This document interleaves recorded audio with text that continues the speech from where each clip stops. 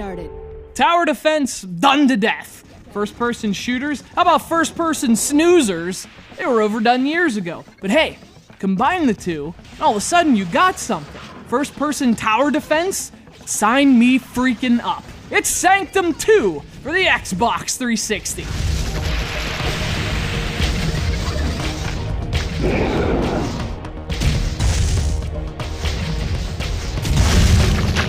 And spoiler alert, Sanctum 2 is a sequel.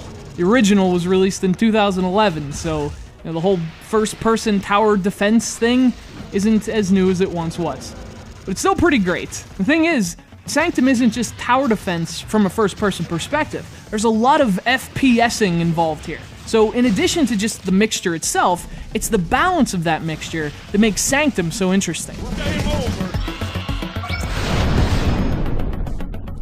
So you start by choosing a character. This is the first big change from the original, as Sanctum 2 has 4 characters to choose from. There's a soldier, a sniper, a grenadier, and your obligatory shotgun guy. Each one has their own unique weapons and traits, and finding the character who matches your own playstyle is key. It really adds another level of depth to the Sanctum formula.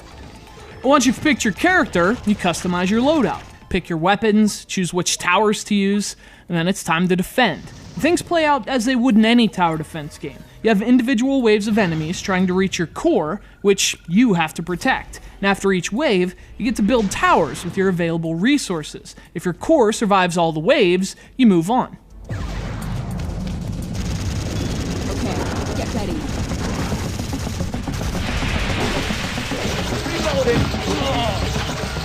Now, of course, the key difference with Sanctum 2 is that where a lot of tower defense games just give you that top-down look at the levels, this one puts you right inside them. And to clear the enemies, you don't just rely on your towers. You also have to kick a little ass yourself.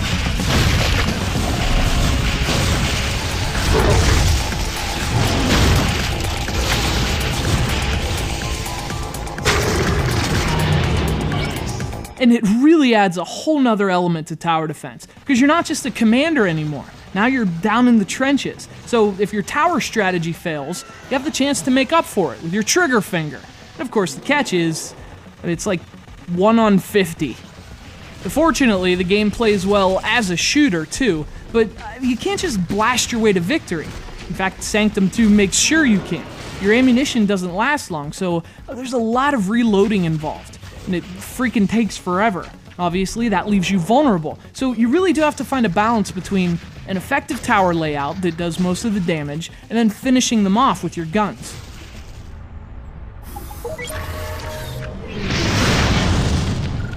So the design's really smart, the gameplay's fun, but Sanctum 2 also offers some interesting customization, leveling up. There are plenty of towers and weapons to choose from, as well as perks you can apply to your character. So one might give your weapon extra damage, but it also removes enemy weak points. And that's the great thing about Sanctum 2. Every advantage is balanced with a disadvantage.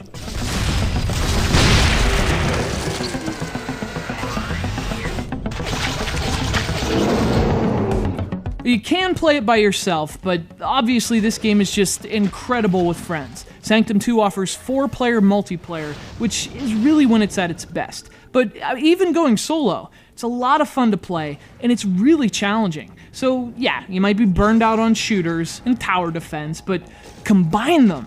That changes everything. It's like a crunchy pretzel shell and a pizza-flavored filling. Sanctum 2 is like the combos of video games.